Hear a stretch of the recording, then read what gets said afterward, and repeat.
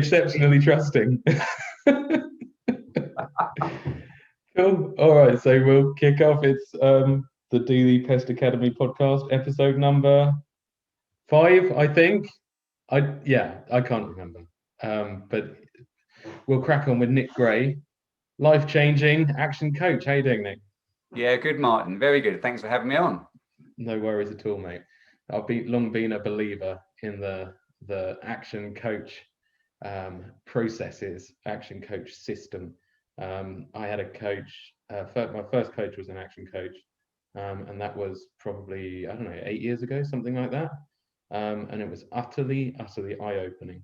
And as soon as I mention it to anybody in pest control, there's sort of this knees start jerking left, right, and centre, and there's these. It's like Father Jack out of Father Ted, and he just go snake oil salesman, and that's the prevailing attitude. How wrong could it be? Well, I think nobody wants a coach, do they? I mean, like you think about sports coaches and PTs, and who wants somebody shouting at them at 5 o'clock in the morning to go and run up that hill? But what people do want, they want the end result, don't they? People don't want to be told what to do or to be held accountable. Not that a coach tells you what to do, but it's held accountable. But people do want results. They do want for a PT trainer a fitter body or a healthy life, not be wheezing when you're climbing up the stairs. And people want to have more time with their family and to have the business run smoother and have it work for them instead of them working for it. So it's the results, isn't it? And that's what a lot of people talk about. What's the afters? What do you get from it? What's the benefit? That's what people do want. But yeah, so there's not many people who wake up on a Monday morning and think, I want a business coach. I want someone to kick my ass this morning, yeah. But they do think, yeah, that's it. But they do think on a Sunday night, oh God, do I have to deal with those people tomorrow? Mm-hmm. Or what am I going to do about that or this? Mm-hmm. Number one, cool use of the word afters, which is something I always associate with Andy Bounds, who was introduced to me through actionCoach, believe it or not. So there's many benefits to having coaching. But yeah, I don't know if this is, I'm being slightly apocryphal here, but I think it really helps me because number one, I know how fucking lazy I can get. If I'm left to my own devices, then there can be a certain amount of and if you know that you've got teacher coming next week, you're going to work hard. You're going to work damn hard. So it pushes you just that little bit more. And it's not about, doing 100% better. It's about doing 100 things 1% better. And it's that sort of holistic environment that a coach can look at, which I absolutely adore. Yes, there's a case of the human brain, not just you, Martin. I think that the human brain seeks out pleasure and avoids pain, doesn't it? And if it sees two options, it will go for the easy option. So if you've got something to do that, it takes a bit of thinking power or to use your brain, and I'm not being patronizing, that is quite hard work using your brain for anybody. If your brain's got an option to go with something that you know how to do, what you do day in, day out, doesn't have to think. Yeah, versus working on the business, definitely. I'm going to have to do some thinking. And the brain doesn't like that, so it puts you towards the easy option that it doesn't have to work so hard on. So that's the brain at play there. So you're not alone. Yeah, absolutely. I like the I think it was Jen Sincero that calls it the Little Prince, and it's like, oh, do I have to get up and rule? Oh, this is dreadful. And there's that little bit of your brain which goes, yeah, no, not really. I know how to do this bit. I'll stick with this bit. I don't want to be out of my comfort zone. And so her whole idea was to kill the Little Prince. And I know you're a Joe Rogan fan as well, and it's I think he calls it taming the little bitch, which is a slightly different take on it. Same idea. Yeah, he's definitely got his way of speaking, Joe Rogan, hasn't he? Yeah, absolutely. Right, it resonates. Yeah, I think he's doing well. The content that he's talking about is hopefully helping this crazy world we're living in, and I think that's hopefully what you're trying to do and what I try to do is just trying to make the world a better place. And you mentioned it there, 1% at a time, but just trying to be conscious and helping people, isn't it? Absolutely. And I think, a lot of people get put off by the shysters when it comes to coaching. And so you only have to make a cursory look of Instagram, and you've got so many people promising you a better life. If you just buy this system, and if you just, for this one-time reduced fee, which is time limited, of £90, which is normally priced at 500, and all of that sort of stuff. And people are very, very wary of it. But Action Coach has been around for a very long time, right? And it's always been very, very structured and no bullshit, which I really, really enjoy. Yeah, I think with Action Coach, it's the world's biggest business coaching firm. So you're going to have lovers and haters with anything, aren't you? What Action Coach has got, it's got a framework that's worked for businesses, hundreds of thousands of businesses all around the world for the last 27 years. Has it helped absolutely everybody 100% of the time? It probably hasn't. But has it helped the vast majority of people to have a better life? Definitely. Yeah. You got to put that work in. Yeah, oh, definitely. Talking about great coaches, Marshall Goldsmith, who's probably arguably one of the best coaches globally. The Uber coach. Let's just call him the Uber coach, right? And he did a webinar with Action Coach coaches a little while ago, and someone said, "What makes you the best coach?" And he says, "My clients." And you touched on it there about doing the work. If I've got a client who's doing the work, then it's so much easier to get the results. And I'm not saying that because some people it is difficult. So there's a lot of work you have to work on getting the mindset in the right place first, so that they will do the work and get their, help them with their time, so that they're not just keep going back to working in the business all the time. So some people they need a lot more help. When you do get somebody who's ready to go and right, let's make it happen, it's a real pleasure to work with them, because you get the results so much quicker. I want to talk about that for in the business versus on the business, because that is like a core tenet, right? So in pest control, I would say 9 times out of 10, you've got everybody working in their business rather than on their business. You get loads and loads of people with the dreaded Me Too business, especially, who have worked for a big company like Rent to Kill or Ecolab, and they've gone, oh, actually, I could do this. I'll take a few of these customers with me. That'll be my core. I'll go out and I'll pay myself for being a technician rather than setting up a business properly, as it were. And people don't often appreciate that it can be a bit more complicated than that. And I know that there'll be a lot of people listening to this that do appreciate that it's a lot more complicated than that, as soon as you get any way down the road. Well, I think we touched on it just before. You mentioned about the E-myth, and you said about the technician in the E-myth, and that's a common phrase used for people in pest control. And it's about, I think we already understand, it's about our education system as well. So with the E-myth, what he talks about, and the E-myth is a book by Michael Gerber, where he talks about why businesses fail and what to do about it. But essentially what he says is that technicians are the ones that start businesses, not entrepreneurs. And what he means by that is that people are, we can agree that most business owners, in fact, all business owners are great people, but they've been so great at what they did before that they started up a business because they loved it so much. They generally get into business because of one or two reasons. Either they got fed up of working for somebody else, fed up of working for an idiot, and they thought they'd go and work for, you could say bigger idiot. That's unkind. But I include myself in that, by the way. Me too. Or they get made redundant. So the problem is because our education system is designed and has been for 150 years just to put people into jobs. So it funnels people into being great at something, so great that they can't actually do anything else without a lot of, they don't know what else to do. We get specialized and specialized and specialized. So we get really good at doing something. The only option is to set up a business. Now, the downside with that is that our education system doesn't teach us things like sales and marketing, finance and admin, leadership and management. There's things that you need to be good at to run the business. Mm-hmm. So that's when you need either to learn a lot more or to get a generalist like myself or a coach in to help with that, because most business owners are real specialists, really good at what they do, and then needs help with the wider aspects of it. And I think most people would agree that's generally the case. Not always. Tell me about not always, because I can't think of a reason that wouldn't be the case. Yeah, good point. I'd like to put in the exception that proves the rule. But to have someone come in who doesn't have the blinkers on is so valuable.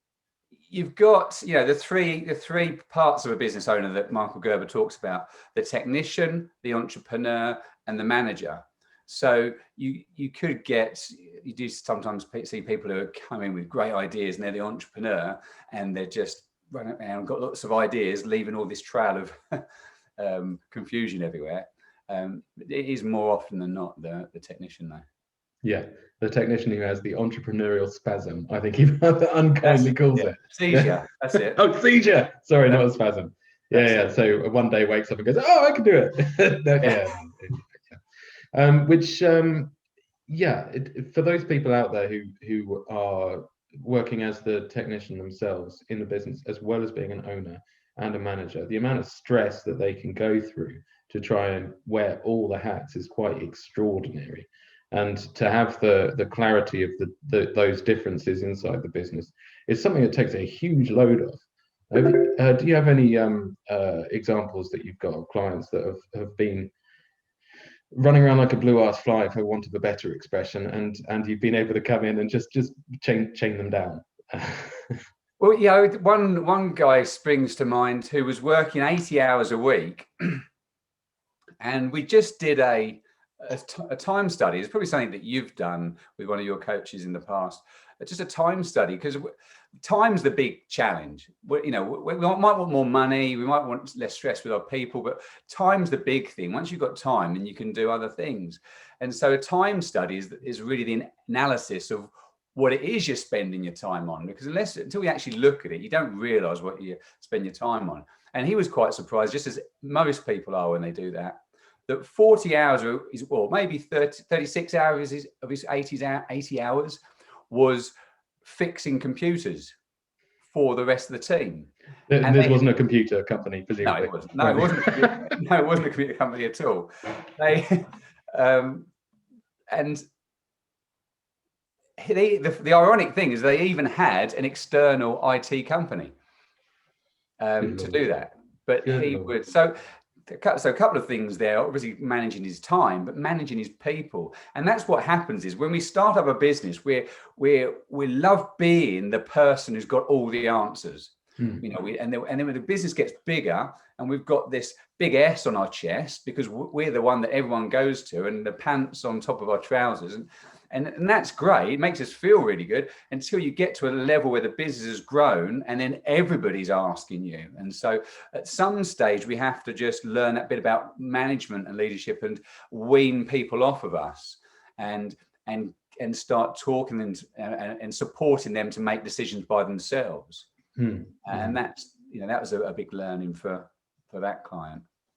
Massive. And I think everybody's got an idea of what a good manager shouldn't be, and then to try and be what a good manager should be is a hell of a lot harder. We've all experienced bad managers in the past.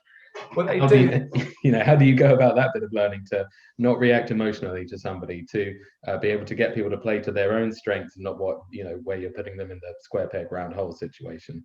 How to effectively manage drama within teams, to get the right people on the right seats on the bus. Do you know what I mean? Right. There's a whole bunch of questions there. I think we can answer them with a whole load of different answers. But my fallback to management, it has to be the 1 Minute Manager. I know I'm throwing lots of books at you, but this is a real simple book by Ken Blanchard. It was written in the late 70s, early 80s, and just with 3 simple things that you need to do to manage people. And that is, 1, set clear goals. So the person who starts a new project or they're starting a new job, set them a clear goal. What does a good job look like? Show them the behaviors that you expect and how it's meant to be finished up. And then the key thing before we go on is the positioning.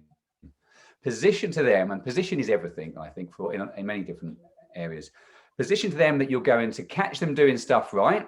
So be prepared. And that's how we grow, is praising, isn't it? It's how we learn to walk. Well done. You've taken your first step. That's how people grow and learn, is praise. So the second point is praising, 1 minute praising. First one's 1 minute goal setting. The second one's 1 minute praising. Catch people doing things right. And when you do that, it's important to do a couple of things. Tell them exactly what they did right. Tell them what impact that's had and how it makes you feel. And just congratulate them and show and move on. The third thing is redirecting, or catching them doing something wrong. And you've already positioned up front that you're going to pick them up if they do something wrong. Now, this is the thing that most people, most business owners or managers don't like doing, because it's that confrontation. We're not trained how to do it, so we don't like it. But the two key things here is, one, you're positioning with them up front that if something doesn't get done right, or they don't do their job right, you're going to show them, you're going to tell, give them feedback on that. And secondly, you're not doing it to assassinate them. You're doing it to help them get better. So when we catch them doing something wrong, we pick them up immediately. We don't leave it, because quite often that just gets left until it gets too much, and then we blow off. So we catch them immediately, tell them what they've done, the impact on the company, how it makes you feel, because you're disappointed because you know they could do better. And then finally, reassure them with your confidence of them going forward. And then that's a line in the sand. It's gone then. Not built up until the appraisal 6 months' time, when you say, well, you did all that stuff back then, which was rubbish. You sort it out there and then you move on. And I think for me, that's such a simple framework to help any manager or business owner, because it gets away that fear of confrontation. You're positioning up front, and it lets people know to what to expect, and that you're there to help them, not to assassinate them. 100%. And there's how many books in that series? But they're very, very small books. So well, that's the 1 minute manager. That was the first one. There's things like the 1 minute manager meets the monkey. If you're somebody who gets other people coming to you with their problems, and you end up taking them away, that's the one for you. 1 minute take the monkeys, not my monkeys, not my circus. That's it. That's it. Another one is 1 minute manager meets a salesperson, and then the leadership, and there's a whole bunch of them, I think. Mm-hmm. But no, they are cracking books, and but I think that it's tremendously simple, but it's aimed at people who are middle managers in bigger companies. But it's sort of it does span the spectrum with its very basic approach, as it were. But the devil in the detail here is that for the first person that you take on to manage, if you're in a one-man business and you're going to two-man business, or even if you're in a two-man business and going to three-man business, you have to have someone who's going to be tremendously patient with you as their new manager, and know that you're on this sort of journey of learning, as it were, and that you're not going to get it right all the time. And there has to be a huge amount of preparation in there to make sure that, and this is the positioning that you're talking about, right? Yeah, the end. Yeah, position. I think what you're saying there is important as well. Don't be afraid to be vulnerable and tell people that, okay, admit your mistakes. That's the trait of a great leader. And that's how it's another book, but 5 Dysfunctions of a Team by Patrick Lencioni. He talks about this hierarchy of what the needs of a team, and the base level is trust, and the leader has to set that trust. And the best way to do that as a leader is to admit when you get things wrong. Mm-hmm. And so allow people to be able to say when they mess up, because it makes people feel a lot more freer, and you get that communication. So you're absolutely right. Just position up front and say to people, look, I'm learning. If it's your first employee, look, I'm learning, we'll work this out together. Mm-hmm. So that's fine. You can get away with that trick endless times as well, because as the business grows, it's my first time at this, all right? Just settle down. I'm going to make some total cock-ups every so often, because I'm not as a Superman. And you do see that a lot of these entrepreneurs that do incredibly well. I was amazed to read that most of the tech startups, the CEO is like halfway through their 40s into their 50s. You've got this impression of like a a tech CEO who is like in there just out of college. Everybody's wearing dungarees in the office and petting rabbits. I don't know what they do. Can you tell I'm a country boy? Sorry. This is my image of... It's all about rabbits with you. I don't know. But yeah, that's the image that everybody has. But you have generally people that have done it before, made the mistakes, come back, and they know how to do it again, just with fewer of the mistakes. They're never always going to go, and you have to admit to that, especially. But it tends to be people who have, not been afraid to fail to start with, gone there, done it, not necessarily smashed it out of the park, but failed a few times and then got it right eventually. And it's this overnight success story that people talk about that take an awful long time to actually happen. Yeah, it's an interesting point. I just listened to Joe Rogan this morning while I was running, and the guy he had on, I can't remember his name, but he's the guy who's sorting out the plastic waste deposit in the Pacific Ocean that's twice the size of Texas. So how many UKs are in that, which is full of plastic. And he's been doing this for 5 years now. He started when he was 18.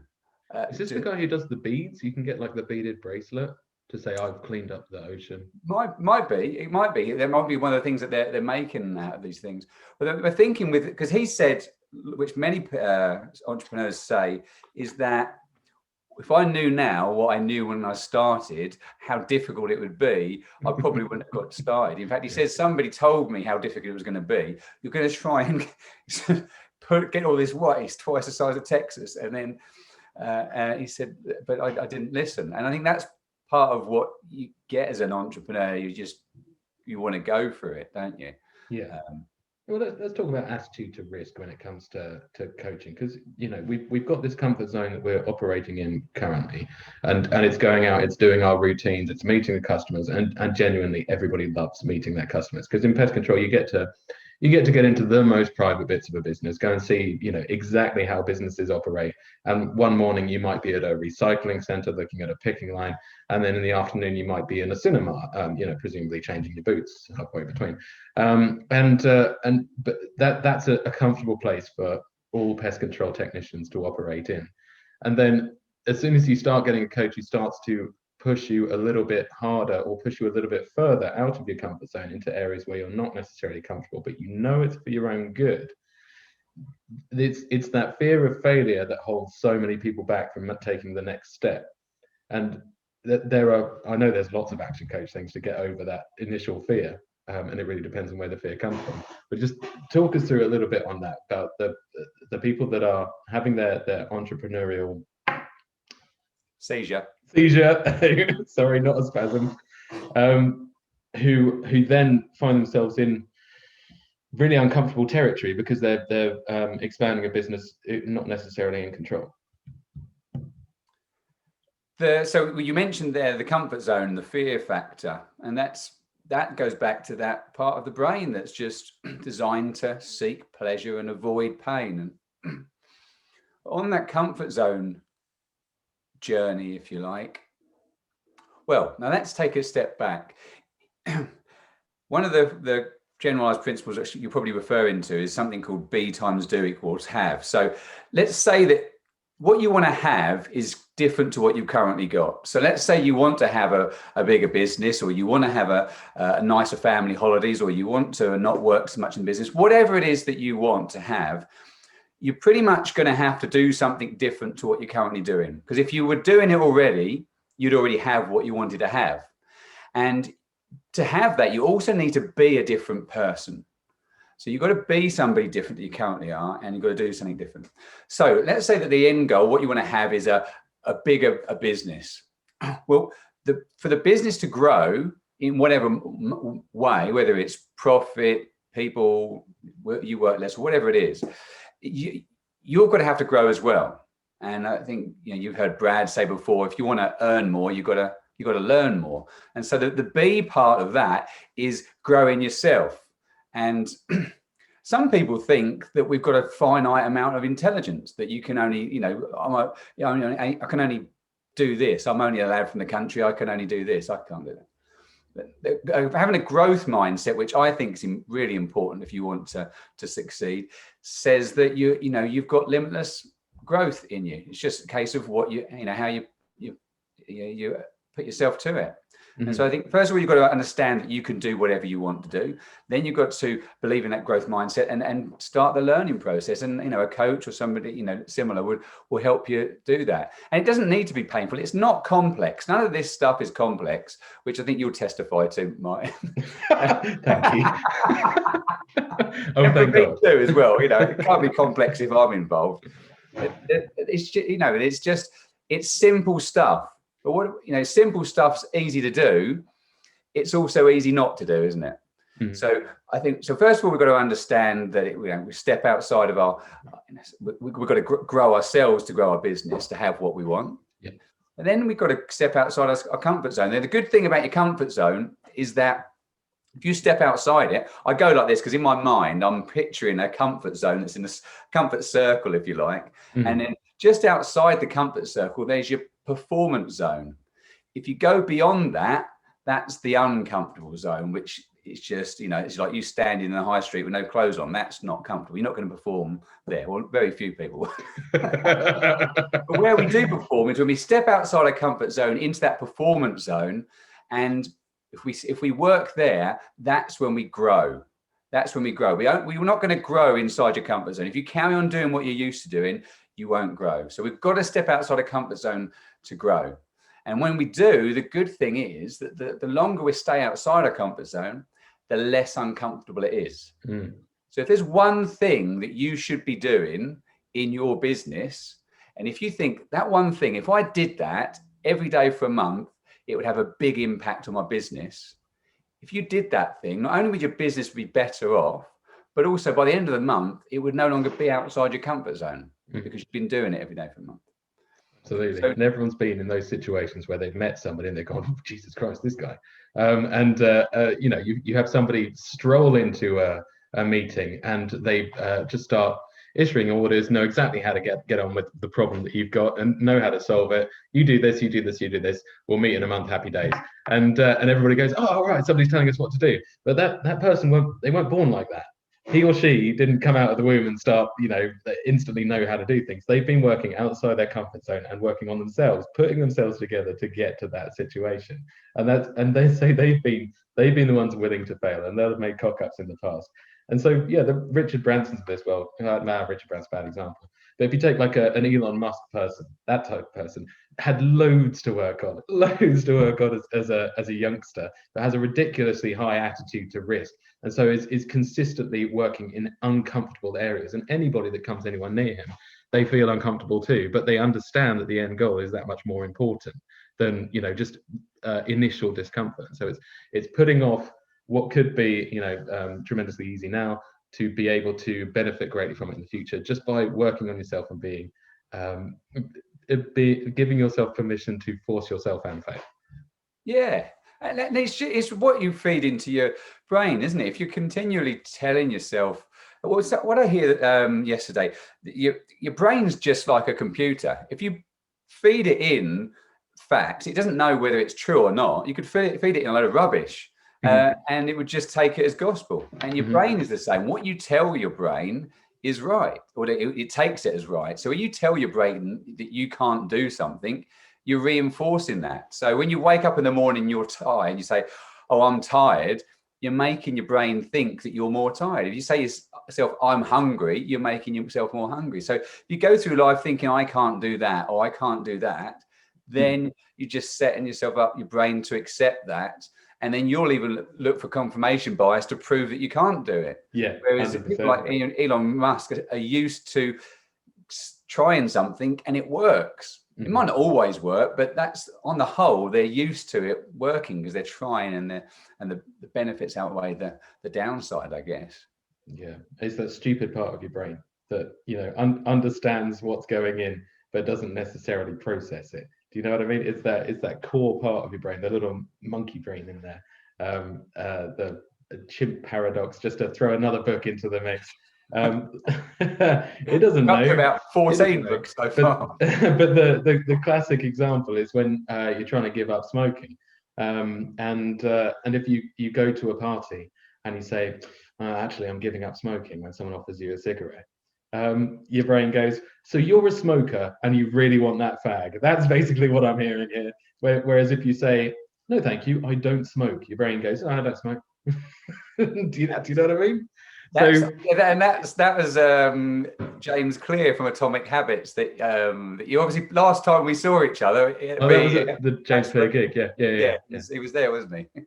Mm. No, absolutely. That's the power of habits, isn't it? Yeah. Yeah, absolutely. Identifying We're going to get into habits in a minute. I mean, you touched on it briefly there, with the just doing that little thing every day. Oh, sorry, I'm giving up smoking. I haven't smoked for like 10 years, and I still do this. I actually gave up cold turkey, and I didn't have any replacements whatsoever. And then I followed this asshole of a guru that said, "Oh, nicotine's a nootropic." I was like, "I love nootropics. I'm going to try this." And so his answer for it was to get some snus, some Danish snus, which you put underneath your lip. I'd only ever had it once in Copenhagen, and all of the Danes were laughing at me because I got it like halfway up my face and I had like this brown smears going on. So I thought, all right, I'll go out and get myself some snus. Turns out it's illegal in this country. So next best thing, I got my Nicorette spray. And I thought, well, what I'll do is I'll just have one of these when I really want to focus. And this will be my go-to nootropic, squish, squish, like having a coffee break if you want to perk up a little bit. And yeah, it works really, really well. Hour and a half, boom, you are laser focused and you just get shit done. Unfortunately, it turns out it's addictive. Yeah, who knew? So the arsehole guru did say, I'll caveat this with, yes, just be careful because it is addictive. Don't do it every day. But then I went to one or two networking things, and I was just puffing away like the whole day. And then I got into networking in a big way, and yeah, now I've got this as my crutch. So I have to find a new nootropic. I'm gonna have to go and get some magic mushrooms or something. I don't know. Too much Joe Rogan. Yeah, probably. Yeah. Have you ever smoked DMT? that's always the classic Rogan question that comes out. He asks that to every one of his guests, doesn't he? Yeah. It's funny you say about focus, though. I thought you were going to ask a question about hydration. No, you crack on. About focus, and just talking to a client on Friday about this, and I said, "Do you have some focus time?" And he said, "What do you mean, like meditation?" I said, "No, I mean just focus on specific tasks, because there's just so many distractions, especially if you're working from home or if you're in the office. Anything that beeps, buzzes, or burps will go off and fry your concentration and your focus. So just having, even if you had an hour in the morning and an hour in the afternoon of focus time just on one specific thing, and possibly the task that's most important to you, that 20% task that will give you 80% of your results. If you did that, you'd free up a whole lot of time, because otherwise when you're trying to do something with lots of distractions, it would take you 3 times as long. 1 hour focus time, you could probably get as much done as you would do in 2.5, 3 hours if you've got distractions. And it's that meaningful stuff. You got to identify that meaningful stuff first. So the 80-20 rule, the Pareto principle, do you want to just explain that? Because you'll know a lot more about this than I do. Yeah, well, and Pareto was this Italian philosopher in the 15th century or something like that. But he basically found out that 80%, there's an 80-20 rule where 20% of the effort will get you 80% of the results. So in business, 20% of your customers will give you 80% of your profit. Now, give or take, it might be 70-30, it might be 90-10, but a large proportion will come from a small proportion. And if you take that to, I'll give you another example, the roads on the UK. So 80% of the traffic are on 20% of the roads in the UK. And 80% of the traffic on those 20% of the roads are on 20% of those roads. Mm. And so the same's true with your time. If you spend, of all the things that you do, 20% of what you do will get you 80% of the results. The other 80% of what you do only gets you 20% of the results. So if you know what that 20% is, those tasks, you might call them rocks or frogs. There's different books about those. But then the key things to get done first, you get those done first. Not only is the rest of the day plain sailing, but then it doesn't matter if you don't get so much of the other stuff done, because you've got the bulk of your work done there. Mm. And if you can eliminate the bottom 20%, it works both ways, right? You get 80% of the arse ache from 20% of that bottom rung of customer. Absolutely. And if you do a grade in your customer exercise, and that bottom 20% will be giving you 80% of the problems, as you said, and sack those customers. Well, you say problems, I say arse ache. Rat catcher, business coach. Yeah. You say tomato. So we've touched on so many things. There's so many things that I want to get into now. We will do habits in a minute, I promise. How did you get into coaching? Well, I've been doing this 6 years nearly now. I think I probably met you close to that. Rogers Growth Clubs? Yeah. Where the hell was it? At the John Innes Centre. The golf place up in Norfolk. There we go. Yeah, at the golf course. Yeah. So I've been doing this. But prior to that, I was in sort of the corporate world, subprime finance and leadership and management, sales and collections, that sort of stuff. And I don't know if you've experienced this, but certainly back then, if you're good at sales, you're thrown in a branch and say, right, well, that guy can obviously manage that team. But there's no correlation just because you're good at one thing that you're going to be good at another thing, which has always struck me as crazy. Especially as there's no training. You just go in there and manage that team just because you're good at doing something. And that could be part of the problems that you were talking about earlier. When we're good at, our job as pest control, we're great at doing that. Doesn't necessarily set us up for being a manager to manage other people to do it, because that's two different skills. So that was something I had to learn, and the 1 Minute Manager helped me back then, but learn the hard way. And I did, and I swam rather than sank, although it was a bit of a rocky road. And I got to being, a good manager and an inspirational leader. Wasn't perfect. I did have my, areas that I wasn't so great at, but I was pretty good, and I managed to get teams doing great results, through leading them, and then training teams and training managers as well. And at the end, when that came all to an end, because we were in the recession 2008, it all crumbled, and so we sort of spent the next 6 years gradually closing more and more branches, and a victim of my own success, lasted right to the end. And by that time, I was really looking for a challenge, because I was so fed up of working for that same going nowhere career, that I got called from actionCoach, and I was quite impressed by the model. I wanted to set up my own business, and to be a franchise is much more successful, and to be working for a business that helps businesses succeed, I was thinking, well, that's got to be a pretty safe option. And the culture and the everything around actionCoach just fit really well with me. And certainly I think what I found over the years is that my love for learning has developed into my love for giving that knowledge to other people. Years ago, if you'd have said to me, oh, I like helping people, I'd have thought that was really woolly and just rubbish. But it turns out that I do really like that, and you get such a buzz of sharing your knowledge with other people and them being able to improve their life off of the back of it. And that's one of the massive things about it is whatever problem you have, whatever thing that you're trying to do, some arsehole has been there before and done it really well and made a success of it. And then these bastards then go away and write books about it. And then you can buy that book for like £10.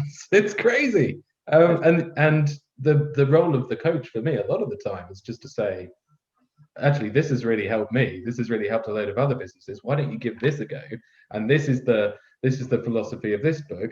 Take it or leave it. See if it works with you, and see how we go. And the whole thing is just a massive learning experience. And so it's just genuinely, constantly improving people, left, right, and centre, and it never ends. That's the cool thing about it. I think an important thing to say, actually, because we mentioned a lot of books, that it's not all about reading, about being, working with a coach. You definitely got to educate yourself, but there's different ways of educating yourself. So, some people like audio, some people like videos, some people just have a snippet of a book here and there. But it is definitely about growing yourself. And so some arsehole writes about it, and then some other arsehole from Australia goes and makes a picture and a lovely system all built around it. And yeah, usually working with actionCoach, it was, oh yeah, we've got a thing for that. And then, some spreadsheet or some some graphic will come out of nowhere, and here's this, and you've got it all there. It's absolutely incredible.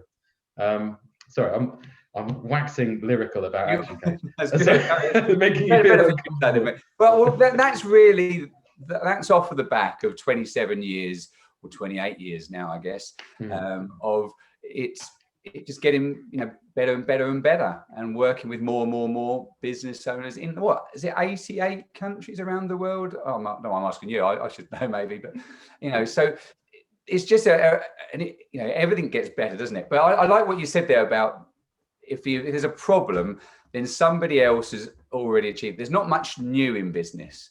It might be the odd new technology, but most things in business have already been done before and solved before, and there's a fix for it. So it's just a case of not that you can't do it, just stuff that you don't know yet. So it's a case of just learning that stuff, and that's what a coach is there for. Yeah, knowing that person who might have the fix, and if it doesn't make sense the first time around, just delivering it in a different way, and then maybe that'll resonate. And then sometimes, coaches that I've had have said the same thing 4 different ways, and it's only the 4th time that you go, oh, okay, now it makes sense. And sometimes it comes out. Oh no, I'll stop. I was going to say sometimes it comes out of autobiographies. It's not all about books, Nick. All right. It's the same with me. I mean, there's stuff I'm always learning through actionCoach. I'll go, we'll have masterclasses on coaching or on sales or on marketing. And I've been to our actionCoach masterclass on coaching, and it's pretty much the same material. I've been probably about 10 times in the 6 years that I've been an actionCoach, and I still get new stuff from it, because you can't take it all in. I think the thing to think about is that if your brain's like that, all the information you've got to give is like a bucket load of water. Not only will the bucket load not all fit in there, because as you're chucking it in, half of the water will chuck out the other side, and you're only left with that much in your brain. So you do need to keep refilling it from time to time. And that's why you have these aha moments, or what we call a BFO, blinding flash to the obvious, when you've heard it 2 or 3 times before, and you suddenly say, that's why that works. That's why that wheel is round. I love that you've got your latitude cup. Yeah, cheers. You know that's worth £1, right? That's worth some money there. There were these entrepreneurial. It would be worth more if we never go back to being. Yeah, true. It become an antique. There were these entrepreneurial little kids last time I was at Latitude who were going around collecting the cups, giving people 50p for them. And I was like, oh, you're absolutely marvellous. Look at you, little Branson. Well done. Yeah, look, my girls were going, they ran out of cups last time, and my girls were going around collecting the plastic bottles because they were reusing the bottles. Oh, okay. Giving the kids money for the bottles. That's a super child-friendly festival. I do like it. Yeah. Except for maybe some of the poets, they can be a little bit adult. I've often say to my wife, what is it about this place that we like? You just sit in the field and watch people go by, and I don't know what it is. It's preposterous how so many people congregate in a field and just give me a bit of art, and you just bathe yourself in it, and it's impossible to have a bad time there. I absolutely adore Latitude. I do think it is the best festival I've ever been to, and I've been to. This is making me feel awfully nostalgic for the time when we could have festivals. But going to Glastonbury and Reading and Leeds and all of these festivals, Latitude is 100% the best one I've been to. I went to the first 4, I think, and I haven't been since because I got old.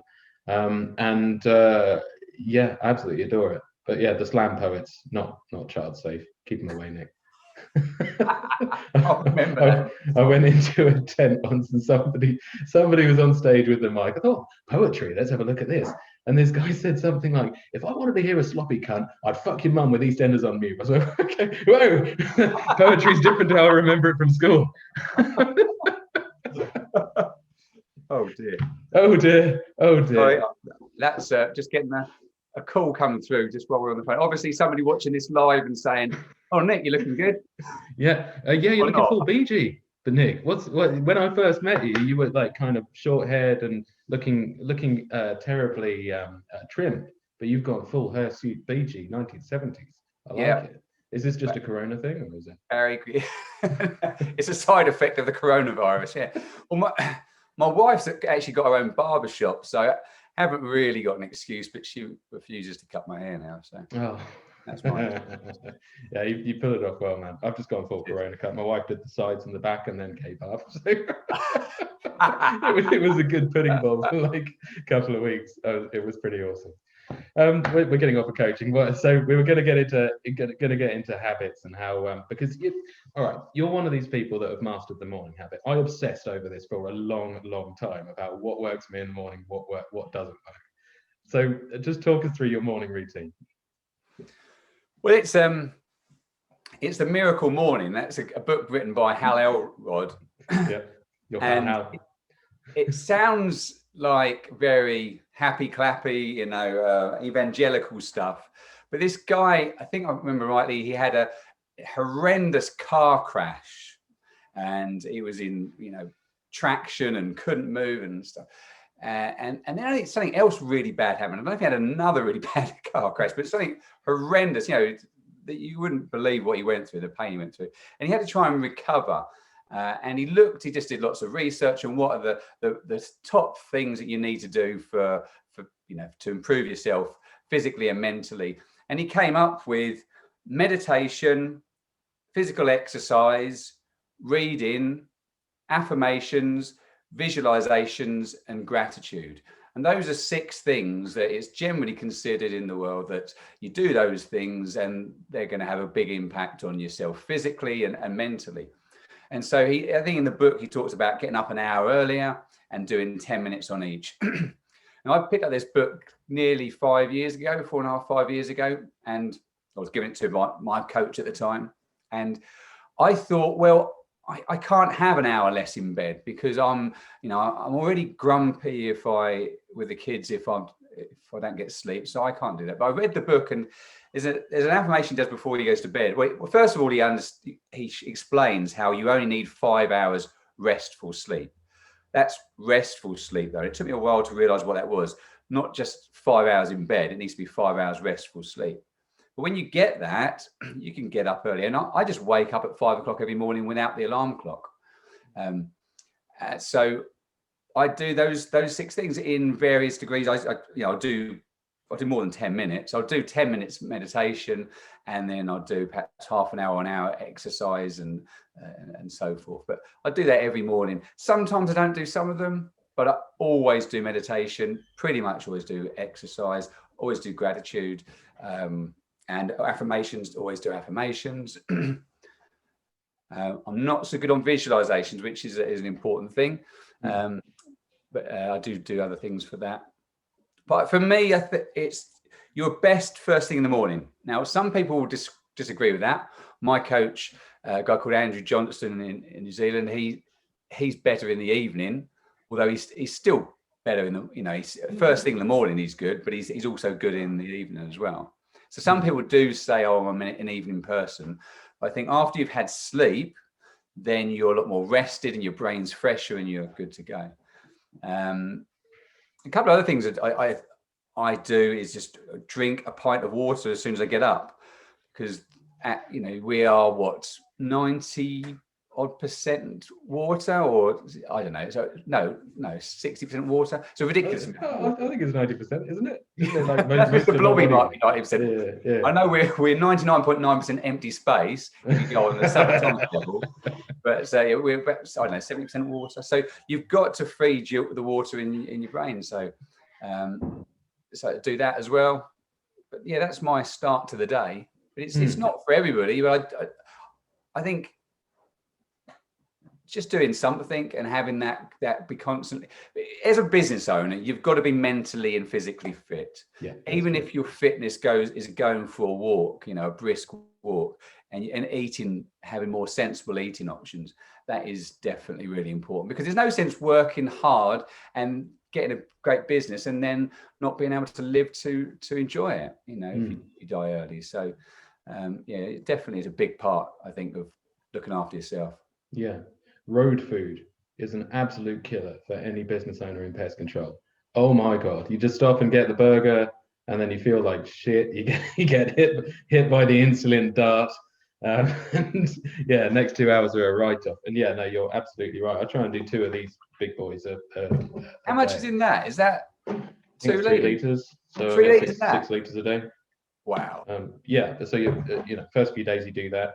But right, okay. If you do this from scratch and you just go straight into the 6 liters, is it 6 liters? No, it's 2 liters in there. Sorry. So you go straight into the 4 liters, and oh my God, the headaches you get. I mean, God knows how much pesticide is built up in my body, but the significant amounts, and it's flushing out all of the brown fat that runs up and down your back. And all of these toxins start releasing themselves in your system. And you think, oh my God, why am I doing this? And you just have to push through it. And eventually you get there, and after like 2 or 3 days, and the difference is remarkable. You get your longevity during the day is extraordinary. I do think water is a massively important part, and people don't want to hear the simple solutions. They just don't want to hear it. They don't want to hear. They want to hear something magical, something really clever. But just drinking loads of water really, really has helped me. And yeah, absolutely, yeah. Working with Roger, remember Roger? Yeah. Pemberton went up to Liverpool. So he used to come for a couple of hours, and I would be dead by the end of it, brain completely fried. I started doing this water drinking thing, and at the end of the couple of hours, I was like, no, it can't be 2 hours gone. And I was ready to get up and fight him. Do you know what I mean? I was ready to hold him down. Give me some more coaching, because I was ready to go. The difference was utterly remarkable. And so just very boring answers like, well, have you thought about your diet? Have you thought about guy on Joe Rogan's podcast the other day was saying that because I just have an app to do my meditation in the morning and evening. He said he'd done transcendental meditation, and he said 20 minutes in the afternoon. He said it just adds an extra few hours onto my day. He said before that I was getting to 5 o'clock and I was fading, and I am fading at 5 o'clock, up at 5 and fading by 5. And he said that gave an extra 2 or 3 hours to my day. I haven't tried that, but it's something I'm thinking about. Well, it's the old Gandhi story, isn't it? Which again may be apocryphal, but he was just a normal dude, and then he was meditating an hour a day. And people say, how do you fit in an hour a day and you're organizing a country in peaceful uprising against an empire? How do you do that? He goes, well, if I have a busy day, I generally meditate 2 hours a day. So, how does that work? But it does, it flushes out the bullshit from your mind. And so and when it comes on to things like focus, there's an actual practice of if anything, if you can focus your mind on absolutely nothing for any period of time, then you get very used to pinging distractions out of your way so that you can just focus on that. And it's an exceptional practice, and they call it a practice for a reason, to be able to just say to all distractions around you, no, this is the thing that I'm doing, and I'm not checking my email, and I'm not going on Facebook, and I'm not listening to the ping on my phone. It just clears the path to get to where you want to get to. And it's I think it's tremendously powerful. Well, I think that there's so much going on in our lives these days. Whether you're on your phone or on your laptop or watching TV or listening to music or whatever it is, your brain's constantly sucking it up like a sponge and uploading, if you like. It doesn't very often get a chance to just relax, and when you do, you're asleep. That's when you dream all sorts of stuff. So if you want to come up with some great ideas, then sit in a place you don't usually sit with a pen and a bit of paper and just focus on nothing for an hour or 20 minutes or for a period of time, just without any pressure to write anything. And you'll find that things start coming out of your head. It's like Jamie Oliver always says, when you cook the beef up like that, it tightens up, and then you've got to rest it, and it goes, oh. and so all the meat comes out. I don't know who I was doing an impression of there. I'm not sure. That's like your brain, I think. That's how I think about your brain. Your brain's sucking up all this stuff. And then if you get some time, just to quiet time, it lets it all out. And that's when you're going to come up with your great ideas. That's when you're going to be thinking about the things that that you should be thinking about and the new ideas for your business. Because your creative side just won't get a chance otherwise. It's the sharpening the saw metaphor, isn't it? You can't just keep chopping. You've got to sharpen the saw every so often. And yeah, if you can get it into habit, and yeah, there's no reason why you can't stick two of those core habits together. Like you do the walking and the meditation together. This is an idea that's 2,000 years old, more than that. Philosophers call it solvitur ambulando, right? You solve things by walking around. It's why Socrates never wrote anything down. He was wandering around talking to people. So yeah, why not combine the exercise and the meditation? And it's amazing once you do switch off all of the exterior things, all of the things that you have to react to, how quickly your brain can come up with solutions. And that sort of another thing that you mentioned there was the affirmation before you go to bed, right? And I've heard people call this the 25th hour, where if you've got a really gnarly problem and you just don't know how to get to the bottom of it, ask your brain before you go to bed. And sometimes you wake up with the solution without even knowing. You put no work in whatsoever. It's just sorted it out while your brain's quiet at night. And well, if you do, Thomas Edison that says always you never go to bed without asking your subconscious for something, which I think is definitely. Well, it's a good practice to get in. If you at the end of each day, or even when you finish work, just handwrite what you've got to do the next day. Really important that you use your handwrite and not type it, because it engages your brain more, handwriting it. Write down what you've got to do, or even the problem that you're talking about.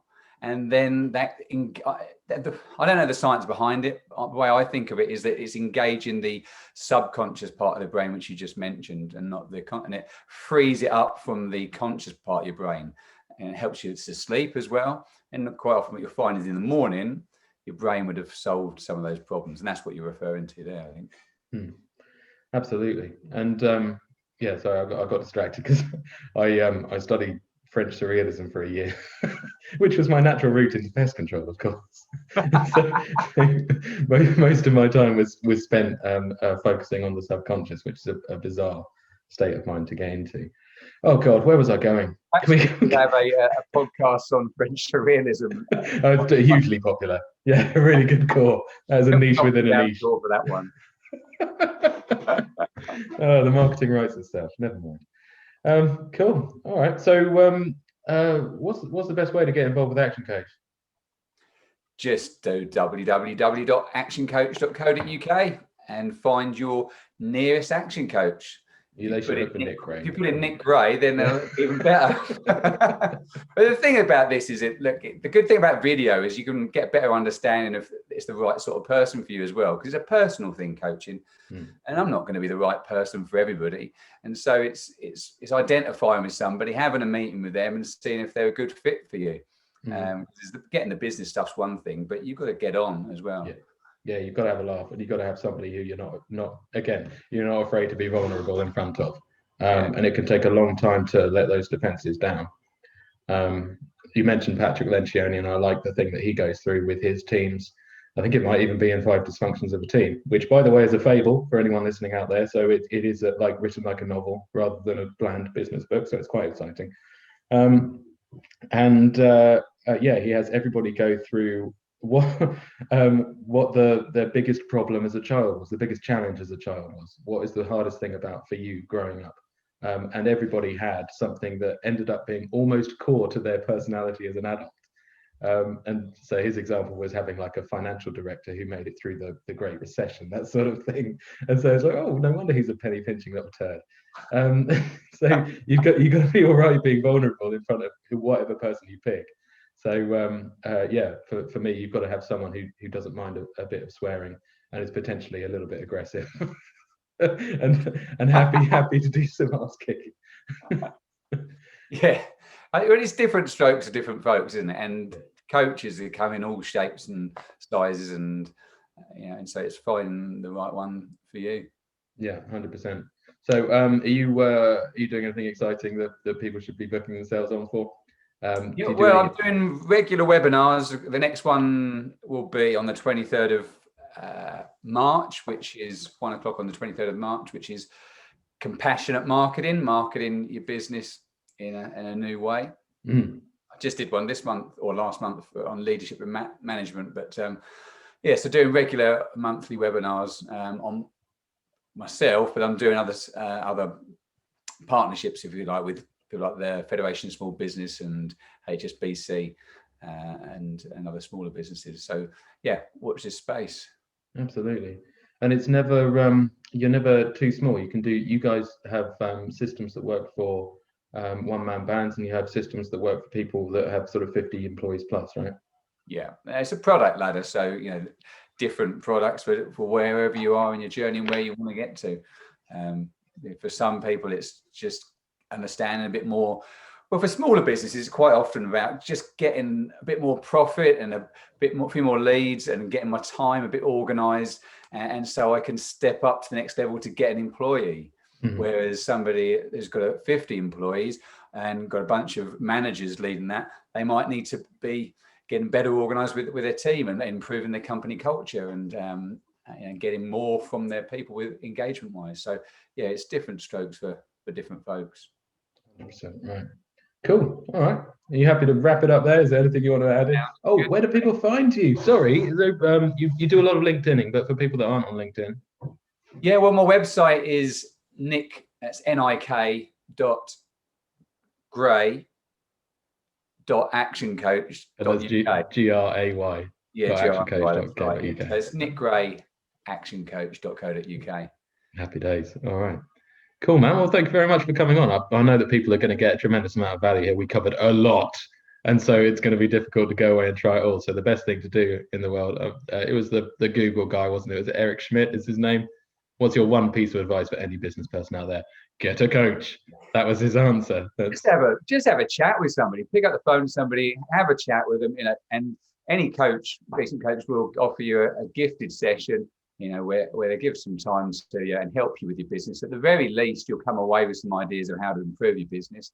And it's a win-win situation. That's what it's got to be in any relationship, win-win. So absolutely. There we go.